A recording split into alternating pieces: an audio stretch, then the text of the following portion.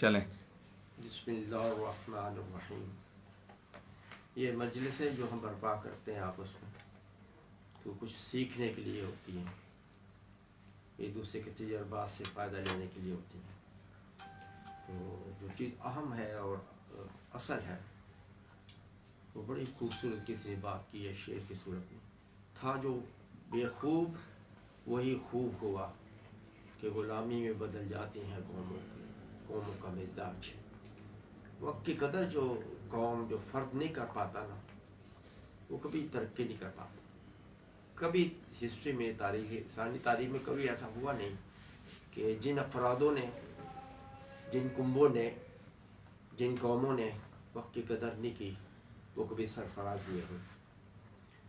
آج کل کی دنیا اتنی فاسٹ ہے، 2 منٹوں کے اندر دنیا کی تقدیریں بدل رہی ہیں. ایٹم بم بن گیا، اس سے زیادہ کبھی قسم کی چیزیں ہو کہ جو پہلے پھوڑ دے گا ایٹم بم، جو پہلے مار دے گا وہ جیت گیا، جو سوچتا رہ گیا وہ برباد ہو تباہ ہو گیا. تو یہ جو وقت ہے نا، اس کی بڑی قیمت ہے. یہ جو غلام ہو جاتی ہیں نا قومیں، ان کے مزاج میں ایک بہت وہ خرابی پیدا ہو جاتی ہے کہ وقت کی وہ کوئی اہمیت نہیں جان پاتے. اس طرح وہ غافل ہو رہتے ہیں اور قوموں سے پیچھے رہ جاتی ہیں. ان کے افراد کبھی پھر کسی مجلس کے اندر کچھ ان کی سے نہیں ہوتی. تو سب سے پہلے جو ہمیں کرنی ہے اپنی زندگی میں، جس چیز کو لانا ہے وہ وقت کی قدر، وقت کی پابندی ہے. تو کبھی ایسا ہوتا تھا ہمارے اپنے مجلسوں میں کہ ہم اپنی گھڑیوں کو ٹھیک کیا کرتے تھے. جب وقت دے دیا کہ 2 بجے ہمارا پروگرام ہے، تو ہر فرد جو ہے اپنی گھڑی کو دیکھتا تھا. بندہ آئے یا کوئی نہ آئے، ہماری مجلس سے ہمارا پروگرام جو ہے وہ شروع ہو جاتا تھا. تو وہ اسی وقت پہ ہم سرفراز بھی تھے، سربلند بھی تھے. تو آج بھی ہمیں اگر اپنی زندگی میں ایک بڑاؤ پیدا کرنا ہے تو پھر وقت کو اپنی زندگی کا حصہ بنانا ہوگا، اسے قدر کرنی ہوگی. تو از راہ کرم میں آئندہ بھی آپ کو یہی امید کے ساتھ کہتا ہوں کہ جو وقت کسی کام کرنے کا ہم نے ڈیسائیڈ کر لیا ہو، ہر چیز اپنے سسپینڈ کر کے ہمیں اس کو کرنا ہو. اگر یہ عادت ہمیں آ جائے گی نا، تو انشاءاللہ ہم ہر کام کو سلیقے کے ساتھ کرنے والے بھی بن جائیں گے اور ہر کام کو اس کی وقت کی پابندی کے ساتھ حاصل کرنے والے بن جائیں گے. تو بہرحال میں اپنے رفقا سے، اپنے پیارے عزیزوں سے توقع کروں گا کہ آئندہ وقت جو بھی آپ مقرر کریں، خود اس پر کوشش کریں، اپنی تمام ایکٹیویٹی سسپینڈ کر کے اس کام کی اہمیت کا احساس کرتے ہوئے وہاں آپ ضرور اسے ادا کرنے کی کوشش کریں گے. آج ہم نے کافی وقفے کے بعد قرآن کی مجلس دوبارہ شروع کرنے کا ارادہ کیا ہے. تو ہم نے سب نے کل یہ ڈیسائیڈ کیا تھا کہ ہمارے میں جو لوگ، جو بچے جوان ہو رہے ہیں، بڑے ہو رہے ہیں، سمجھدار ہو رہے ہیں، ان کو موقع دیا جائے کہ قرآن فہمی کے لیے کہ وہ قرآن کو پڑھیں، اس کو سمجھیں. وہ کوشش کریں کہ اپنے عزیزوں کے درمیان اس کو برپا کرنے کو، اس کو پھیلانے کی کوشش کریں. تو آج میں نے اپنے بڑے پوتے طلحہ فاروق کو کہا تھا کہ وہ قرآن کی کسی بھی سورت کا چھوٹا سا مطالعہ کریں، وہ اس کا ترجمہ کریں، اور پھر جو فہم اس کے ذہن میں آئے وہ ہمارے لوگوں کے سامنے پیش کریں. تو مجھے یہ معلوم ہوا ہے کہ آج اس نے سورہ رحمان کا پہلا رکوع پہ وہ گفتگو کرے گا، اس کو تلاوت کرے گا اور کوشش کرے گا کہ جو چیز اس کی سمجھ میں آئی ہے وہ ہمیں بھی سمجھا دے. تو میں اپنے بیٹے طلحہ سے کہوں گا کہ وہ باقاعدگی کے ساتھ اس کا آغاز کریں. سورہ رحمان پہلا رکوع، غالباً 27واں پارہ ہے.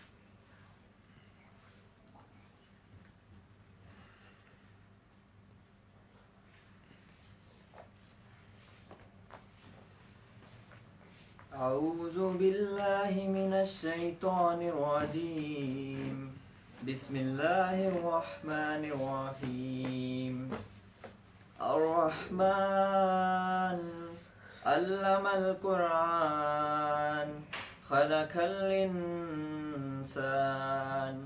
علمه البيان الشمس والقمر بحسبان والنجم والشجر يسجدان والسماء رفعها ووضع الميزان ألا تطغوا في الميزان وأقيموا الوزن بالقسط ولا تكسروا الميزان والأرض وضعها للأنام فيها فاكهة والنخل ذات الأكمام والحب ذو العصف والريحان فبأي آلاء ربكما تكذبان خلق الإنسان من صلصال كالفخار وخلق الجان من مارج من نار فبأي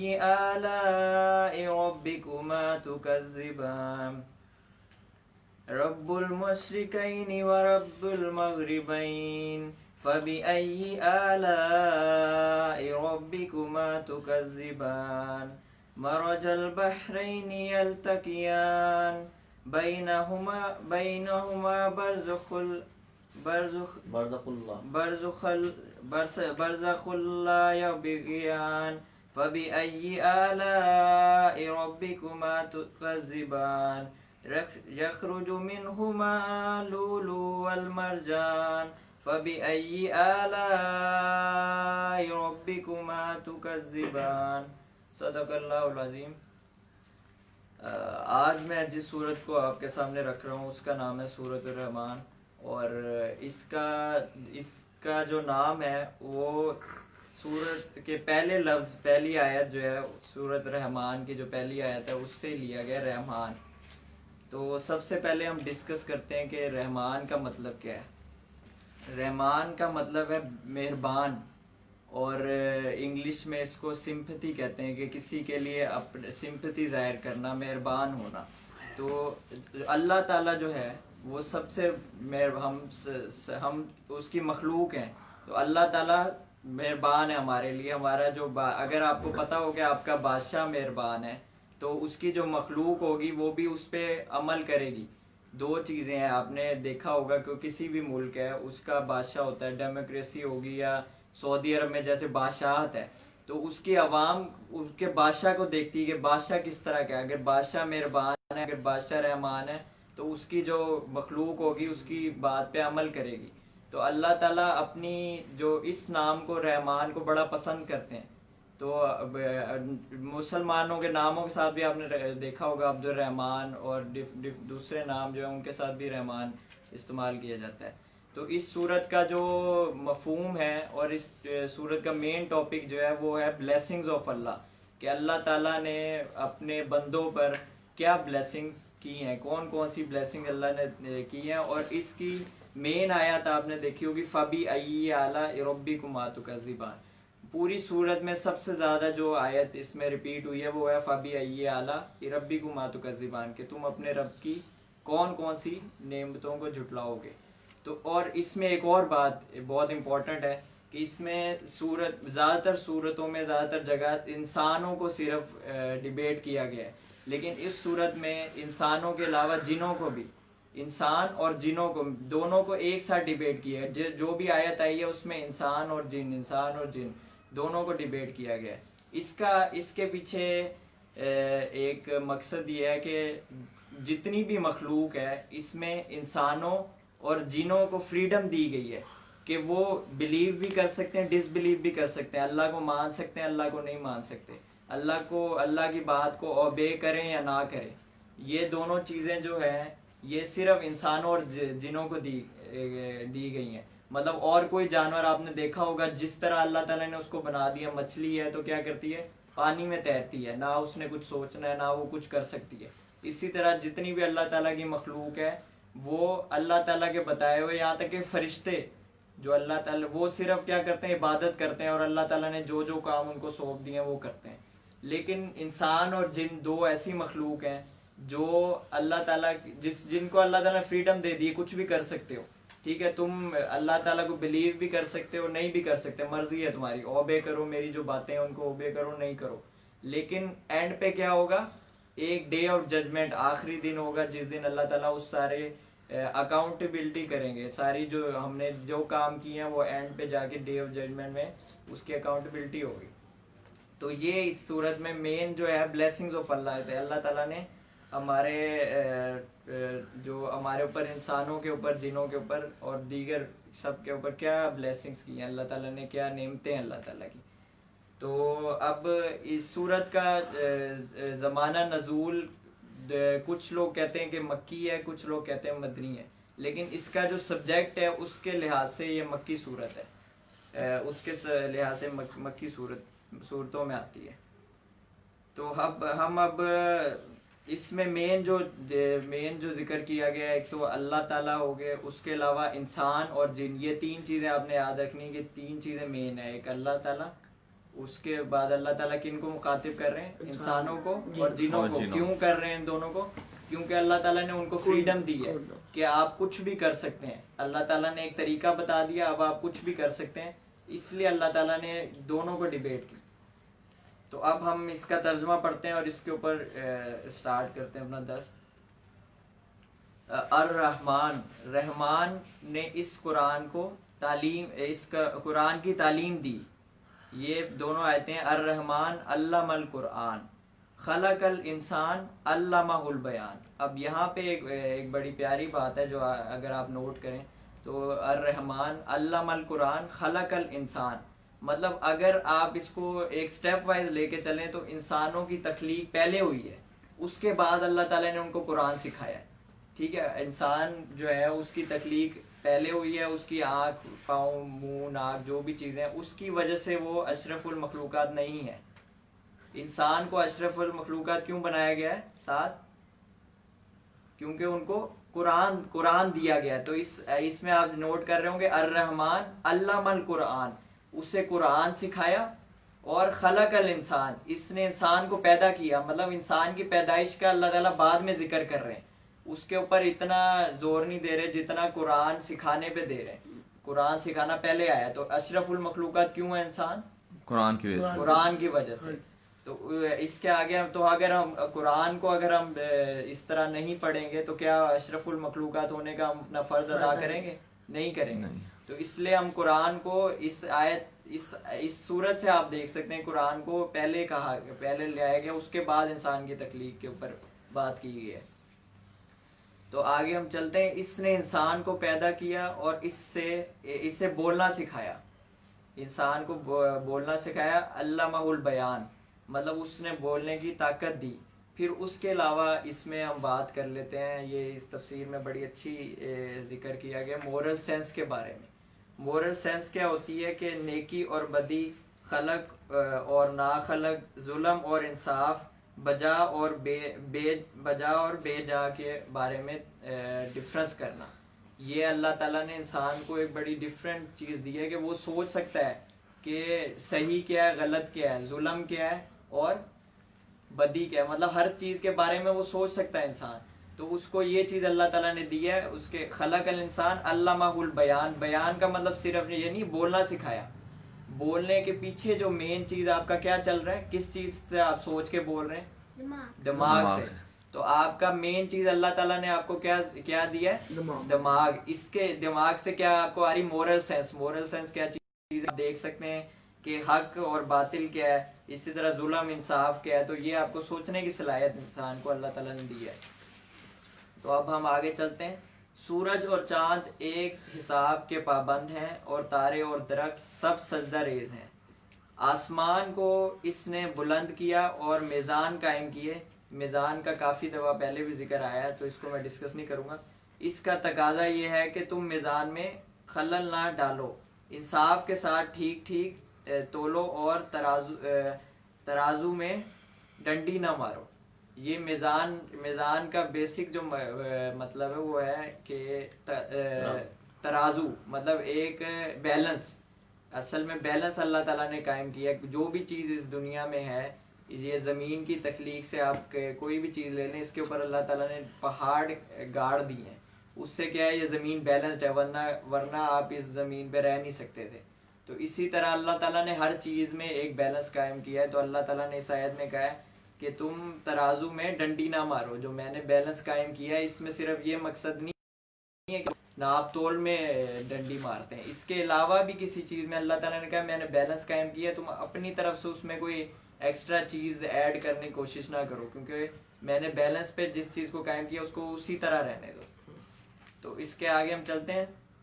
زمین کو اس نے سب مخلوقوں کے لیے بنایا، اس میں ہر طرح کی بکثرت لذیذ پھل ہیں، کھجوروں کے درخت ہیں جن کے پھل غلافوں میں لپٹے ہوئے ہیں، طرح طرح کے غلے ہیں جن میں بھوسا بھی ہوتا ہے اور نہ بھی. تو اللہ تعالیٰ نے اپنی نعمتیں گنائی ہیں، آپ دیکھتے جائیں کتنی نعمتیں ہیں جو ہم جن کو ہم سے جس کا حق ادا نہیں کر سکتے، اتنی اللہ تعالیٰ نے نعمتیں ہمارے اوپر اتاری جن کا حق. تو اللہ تعالیٰ آگے کیا کہہ رہے ہیں، پس اے جن و انس تم اپنے رب کی کن کن نعمتوں کو جھٹلاؤ گے. یہ وہی والی آگی فبی ای اعلیٰ ربکما تکذبان، کہ میں نے اتنی نعمتیں تمہارے، تو کتنی نعمتوں کو جھٹلائے گا، کون کون سی نعمتوں کو جھٹلائے گا. انسان کو اس نے ٹھیکری جیسے سوکھے سڑے ہوئے گارے سے بنایا، اور جن کو آگ کی لپٹ سے پیدا کیا. پس اے جن و انس تم اپنے رب کی کن کن نعمتوں کو جھٹلاؤ گے. دونوں مشرق اور دونوں مغرب سب کا مالک پروردگار وہی ہے. پس اے جن و انس تم اپنے رب کی کن کن نعمتوں کو جھٹلاؤ گے. اب اس میں آگے ایک چیز آ رہی ہے کہ دو سمندروں کو اس نے چھوڑ دیا کہ باہم مل جائیں، پھر بھی ان کے درمیان ایک پردہ حائل ہے جس سے وہ تجاوز نہیں کرتے. پس اے جن و انس تم اپنے رب کی کون کون سی نعمتوں کو جھٹلاؤ گے. یہ جو اس میں ذکر آیا، دو سمندروں کے بارے میں ذکر آیا، جو سمندر آپس میں ایک ساتھ اللہ تعالیٰ نے جن کو جوڑ دیا ہے، لیکن پھر بھی اللہ تعالیٰ کہہ رہے ہیں ان کے درمیان میں پردہ حائل ہے. تو ان پہ میں نے کچھ دن پہلے ایک اس پہ ڈاکومنٹری پڑھی تھی، اس میں انہوں نے یہ ذکر کیا کہ یہ سمندر کیوں آپس میں کیوں نہیں مل رہے، حالانکہ ایسے چل رہے ہیں. یہ ایک سمندر ہے، دوسرا سمندر ہے. اگر آپ اس میں گوگل ارتھ میں جا کے دیکھیں تو آپ کو نظر آئے گا کہ ان کے درمیان جو لائن ہے گوگل ارتھ میں بھی نظر آ رہی ہے کہ یہ اس پانی کا کلر چینج ہے اور اس کا چینج ہے، اور جو اس کا کنارہ ہے سمندر کا کنارہ، وہاں پہ لائن نظر آتی ہے پراپر کہ لائن، اس کے بیچ میں لائن ہے، پردہ ہے. تو یہ انویزیبل پردہ نہیں، حالانکہ کوئی چیز نہیں ہے بیچ میں. لیکن یہ اب پہلے تو اتنی سائنس ایڈوانس نہیں تھی اور لوگ اتنا ریسرچ نہیں کرتے تھے، لیکن جس طرح یہ پتہ چلتا گیا تو اس میں 4 چیزیں ہیں: ڈینسٹی، کیمیکل میک اپ، اور سالٹ کی مقدار، اور ٹیمپریچر. یہ 4 چیزیں جن کی وجہ سے یہ سمندر آپس میں مل نہیں رہے. مطلب ان دونوں پانیوں کی ڈینسٹی چینج ہے، سالٹ کی مقدار چینج ہے، اور سالٹ کی مقدار بھی بہت زیادہ چینج نہیں ہے، لیکن اس کی وجہ سے کیا ہو رہا ہے کہ پانی آپس میں نہیں مل رہے. تو اللہ تعالیٰ نے یہ قرآن کا معجزہ ہے جو قرآن میں ذکر کیا گیا، اور سائنس اب جا کے دریافت کر رہی ہے کہ یہ جو 2 پانی ہیں آپس میں مل کیوں نہیں رہے. لیکن اللہ تعالیٰ نے پہلے ہی قرآن میں بتا دیا کہ یہ بھی میری نعمت ہے، اس کو تم کس نعمتوں کو جھٹلاؤ گے. تو ایک اور پچھلے دنوں مجھے جب قرآن کی اس صورت کو، بلکہ آج ہی میں جب پڑھ رہا تھا تو مجھے یہ میں پیچھے بھول گیا تھا، وہ آپ کو میں ڈسکس کر لوں کہ علامہ البیان، اللہ تعالیٰ نے بولنے کی طاقت انسان کو دی. اب اگر آج کا ہم کمیونیکیشن سسٹم دیکھیں، کمپیوٹر پہلے کے، تو جب میں قرآن پڑھنا شروع ہوتا ہوں تو اللہ تعالیٰ نے یہ غلط بات نہیں کہ پوری دنیا تک کے انسانوں کے لیے یہ قرآن جو ہے یہ سیکھنے کا ذریعہ ہے. اب میں اس دن قرآن پڑھا، حالانکہ ترجمے میں کہیں بھی نہیں لکھا ہوا، کہیں بھی یہ بندہ سوچ نہیں سکتا، کیونکہ وہ جو پرانے دور کے جو علماء کرام تھے وہ اس طرح انہوں نے ترجمہ لکھا جیسے اس دور کے حالات تھے. تو اس دن میں ترجمہ پڑھ رہا تھا تو یہ کمیونیکیشن کے بارے میں نے اس سے ایک آئیڈیا ہوا کہ کمپیوٹر جو ہے، آج کے کمپیوٹر میں کیا ہوتا ہے کہ کال سینٹر کی مثال لے لیتے ہیں. کال سینٹر ہوتا ہے، وہاں پہ ایک بندہ بیٹھا ہوتا ہے، وہ آپ کو کال کر کے بتا رہا ہوتا ہے کہ آپ اس طرح چلیں گے تو آپ کو مسئلہ نہیں ہوگا، یا اس کا مینول ساتھ ہوتا ہے، دو چیزیں ہوتی ہیں، اور تیسری چیز وہ یہ بتا رہا ہوتا ہے کہ ہماری طرف سے یہ چیزیں آپ کو مہیا کی گئی ہیں. تو اس طرح ہی اگر ہم قرآن کو دیکھیں تو حضور صلی اللہ علیہ وسلم ایک طرح سے کیا ہے، کال سینٹر میں بیٹھے ہیں. آپ یہ سمجھ، کال سینٹر میں بیٹھ کے آپ کو انہوں نے بتایا کہ یہ کام نہیں کرنے. تو اگر آپ آج کل کا سسٹم دیکھیں سارا قرآن کے مطابق ہی ہے بالکل، لیکن ہم اس کو سمجھ نہیں پا رہے کیونکہ ہم بس اسی طرح ترجمے کو لے کے چلتے ہیں. لیکن آپ نے اگر اس کو پراپر پڑھنا شروع کریں گے تو آپ کو پتہ چلے گا قرآن کیا چیز ہے. تو یہ میری جو آج کی صورت تھی، سورۃ رحمان، اس کا میں نے پہلا ٹاپک پڑھا ہے. آگے اس میں جنت جہنم اور آگے بھی ذکر ہے، لیکن ہم اس کو یہاں پہ کمپائل کریں گے. تو مین چیز جو آج ہمیں پتہ چلی اس صورت سے، وہ پتہ چلی بلیسنگز آف اللہ، کہ اللہ تعالیٰ نے ہمارے اوپر کون کون سی نعمتیں عطا کی ہیں. اور اس میں انسانوں اور جنوں کو ہی کیوں کہا گیا؟ ان دونوں کو اس لیے کہا گیا کیونکہ ان کو فریڈم دی گئی ہے کہ آپ کو کچھ اوبے بھی کر سکتے ہیں، مجھے مان سکتے ہیں، نہ مانیں، آپ کی مرضی ہے. لیکن اللہ تعالیٰ نے آگے کیا بتا دیا؟ اپنی نعمتیں گنوائی. جیسے ہم نے ایک دو پہلے بھی ذکر کیا، جو عقل مند لوگ ہوں گے وہ نعمتوں کو دیکھ کے پہچان لیں گے، نعمتوں کو دیکھ کے سیدھے ہو جائیں گے. اور جو بے عقل ہیں وہ کیا کریں گے کہ پھر بھی نکالیں گے. یار میں نے کچھ دن پہلے یہ سمندر کے بارے میں ایک دیکھ رہا تھا، تو اس نے بڑا ڈسکس کیا کہ یار قرآن میں نہیں ہے اور یہ وہ، مطلب اس نے بیچ میں سے نکالنا شروع کر دیا، حالانکہ صاف صاف لکھا ہوا ہے. تو جو بے عقل ہوں گے وہ پھر بھی نہیں مانیں گے. تو آپ لوگوں نے اس کو جو آج ہم نے پڑھا ہے، اللہ تعالیٰ میں اس پہ عمل کرنے کی توفیق عطا فرمائے، اور اللہ تعالیٰ کی نعمتوں کا شکر ادا کرنے، اور اس نعمتوں کی وجہ سے ہمیں اللہ تعالیٰ کے قرآن کے اوپر چلنے اور حضور صلی اللہ علیہ وسلم کی حدیثوں کے مطابق چلنے کی توفیق عطا فرمائے. دادا ابو کا میں کہوں گا کہ اس کے اوپر اس کو کمپائل کر دیں. سمجھنے کی سب یہ بچے نے بڑے خوبصورت طریقے سے کوشش کی سمجھانے کی، اللہ سے جزائے خیر دے. تو یہ قرآن کا اسٹائل ہے جو میں بار بار کہہ رہا ہوں، کہ وہ پہلے اپنی نعمتوں کو ہی بناتا ہے، اپنی خوبیوں کو بتاتا ہے، اپنی پاور طاقت کو بتاتا ہے کہ میں کیا ہستی ہوں. پھر بتاتا ہے یہ کرنا ہے تم نے، پہلے لوگوں نے یہ نہیں کیا تو ان کا انجام آپ کے سامنے. اگر تم آنکھیں کھول کے دنیا کے اندر چلو پھرو تو ان کا انجام تمہیں نظر آ جائے گا. اور جن لوگوں نے ان کی اس کی کہنے کو مان کر اپنی زندگی کو گزارا، اس کے انعامات ہے دنیا کے اندر بھی اس کا سکون، اور آخرت میں اطمینان کا بہت بڑا گھر. تو اس میں بھی وہی اپنایا گیا ہے اسٹائل جو قرآن کا اپنا ایک اسلوب ہے، کہ اس نے قرآن نے بتایا کہ میں نے دیکھو میرے پر غور کرو، کہ میں نے تمہیں اپنے شعور کے ساتھ پیدا کیا. اس کائنات میں غور کرو، دیکھو کئی اتنی بڑی مخلوقیں ہیں تمہارے علاوہ، محدود اپنی رکھتے ہیں ذہن، محدود اپنا ارادہ رکھتے ہیں. ان کے نہ ارادے کی قوت ہے، نہ عمل کی طاقت ہے ان کے پاس. تو میں نے تمہیں بولنے کی صلاحیت دی، میں نے تمہیں سوچنے کی صلاحیت دی، میں نے چل پھر کے دنیا کو دیکھنے کی صلاحیت دی، میں نے سورج کو تمہارے لیے مسخر کر دیا، میں نے چاند کو تمہارے اوپر لگا دیا، میں نے زمین و آسمان کو کیسے بنایا. سمندر تمہارے سامنے بہ رہے ہیں دو، ایک کھرا پانی ہے، ایک کھوٹا پانی ہے، ایک میٹھا پانی ہے، ایک کڑوا پانی ہے. اس کے درمیان ہم نے کیسی پتلی سی لہر لگا دی. میں پیچھے جو لایا تھا وہاں ایک چارٹ تھا، مجھے کسی نے دیا تھا بزرگ نے، کہ وہ بہت سارے لوگ اس کو دیکھ کر وہ اس میں باقاعدہ اس کی لہر دکھا رہے ہیں، پردہ کیسے دو درمیان دریاؤں کے یا سمندروں کے. تو جن لوگوں نے اس سے سمجھ لیا وہ ایک چیز سے ہی اللہ کی ذات کو پا لیتے ہیں اور اپنے استوار کر لیتے ہیں، بنا لیتے ہیں.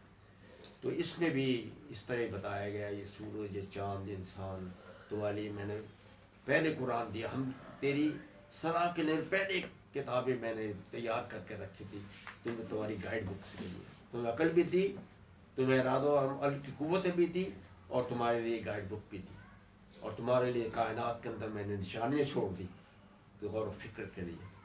تو اگر پھر بھی تم نہ مان کے دو گے تو انجام تمہارا پر ویسے ہی ہوگا جیسے پہلے مردود قوموں کا ہوا ہے. تو اس میں جو ہمیں کرنے کے لیے بات کہی گئی ہے، اصل میں ہر قرآن کا بہت مجھے اچھا لگتا ہے اس ٹائم. دیکھو سارا کچھ اس میں سمجھایا ہے کتنے خوبصورت طریقے. پھر کرنے کو بھی کہا ہے کہ ڈنڈی نہ مارا کرو، عدل و انصاف کی بات کیا. جب تمہارے پاس امانتیں ہوں، کوئی جو ہمارے یہاں آتی ہے نا چیزیں بہت ساری، تو ہم بچوں کو بانٹتے ہیں تو اس میں بھی عدل رکھتے ہیں کہ اگر میں رائٹ ہینڈ سائڈ کے بچے کو چیز زیادہ دے رہی ہوں تو لیفٹ کو مجھے اسی طرح دینا ہے. تو یہ عدل و انصاف زندگی کے اندر پورے کائنات کے اندر اپنی زندگی پورے عمل کے اندر ہے نا, ہم نے عدل کو قائم رکھتے ہیں, ڈنڈی نہیں مارنی. قرآن یہی کہتا ہے کہ دیکھو میرے کائنات کے اندر آسمان اتنا وسیع ہے, کہیں تم اس کو دیکھتے ہو ہماری کہیں دراڑ دیکھتے ہو, تمہاری زندگی کے اندر بھی ایسے ہموار ہونا چاہیے, بیلنس ہونا چاہیے جیسے ترازو کا بیلنس ہے زندگی کے ہر معاملات کے اندر. کہیں آپ کو بولنا ہو کبھی کسی کی فیور نہ کرو, سچ اور حق کی بات کر دو. کہیں آپ کو اپنی گواہی دینی ہو سچی گواہی دو. کہیں آپ کو ناپ تول کی بات کرنی ہو تو انتہائی مناسب طریقے سے پوری طریقے سے آپ ناپ کے دو. اور کہیں آپ کو چیزوں کی تقسیم کرنی ہو تو پھر ایمانداری کے ساتھ بیلنس کے ساتھ کرنا ہوگا. پہلی قوموں نے ایسا نہیں کیا, جن لوگوں نے نہیں کیا وہ تباہ ہو گئے کہ وہ ڈنڈی مارتے تھے دیتے وقت. تو کیا کرتے تھے, ڈنڈی مار دیتے تھے, کم و پیش ترازو کو ان بیلنس کر کے پورا کر کے. آج بھی ہمارے یہاں ہو رہا ہے ویسے کچھ. اور جب لیتے تھے تو پورے ذرہ بھر کی بھی کمی پیشی برداشت کرتے نہیں تھے. پہلی قوم یہی کچھ چاہتی تھی. آج ہمارے ہم یہی کچھ ہے, اس لیے کہ قرآن سے دوری ہے. تو اگر ہم زندگی کے اندر خدا کی تعلیمات کو لانا چاہتے ہیں تو اس بیلنس کو قائم کرنا. قرآن نے یہ کہا کہ بار بار کہتے ہیں تو نشانیاں تو دیکھ, کون کون نعمتوں کو میری جھٹلاؤ گے, کہاں بھاگ کے جاؤ گے. اس لیے ہمیں کوشش کرنی چاہیے کہ قرآن کو اس اسلوب کے ساتھ پڑھے کہ وہ کہتا چاہ وہ چاہ کیا رہا, ہم سے عدل و انصاف کی بات چاہ رہا ہے, ہم سے زندگی کے اندر بیلنس چاہ رہا ہے. اپنی نشانی کو بتا کے اور کہ میری طرف لوٹ آؤ, پلٹ آؤ, مجھے مان لو اور میری کہنے کے مطابق زندگی کو سوا کر لو تاکہ تم کامیاب اور مطمئن ہو جاؤ. اور اگلے جہان میں نے تمہاری اس زندگی کی جو تم نے مان کے چلی ہے اس کے لیے بہت بڑے انعامات میں نے. اور وہ نادان لوگ جن کو سب کچھ عقل بھی دی, کتابیں بھی دی, انبیاء بھی بھیج دیے دکھا اس کو عملی زندگی میں کر کے دکھانے کے لیے, اور چاروں پر نشانی اس کی پھیلی, پھر بھی وہ عقل سے کام نہیں لیتے. تو کتنی بڑی نادانی ہوگی, کتنا بڑا گھاٹے کا سودا ہے. تو اللہ نے دعا کیا پڑے گا ہمیں اس گھاٹے کے سودے کرنے والوں میں شامل نہ کرنا, ان لوگوں میں شامل کرنا جو تیرے ہدایت یافتہ ہے. ہمیں اپنے عقل سے کام لینا ہوگا, اس نشانی کو دیکھنا ہوگا, اپنی زندگی قرآن کے مطابق استوار کرنا ہوگا. اللہ سے دعا کہ اللہ میں ہمیں اپنی زندگی میں آج کی اس گفتگو میں جو بیلنس کرنے کہا گیا, ترازو کی مثال دے کر کہ بیلنس زندگی کے ہر لمحے کے اندر آپ جو ہے نا, ہر بات کے اندر, ہر فیصلے کے اندر, ہر معاملہ کرتے ہوئے کبھی آپ ڈنڈی نہ مارے اس میں. تو یہ ہے آج کا ہمیں ہدایت کرنے کے لیے اللہ سے دعا کہ ہمیں ان باتوں کو اپنی زندگی کا حصہ بنانے کی توفیق عطا فرمائے. ربنا تقبل دعا ربنا اغفر لی ولوالدی وللمؤمنین یوم یقوم الحساب. لا الہ الا اللہ محمد الرسول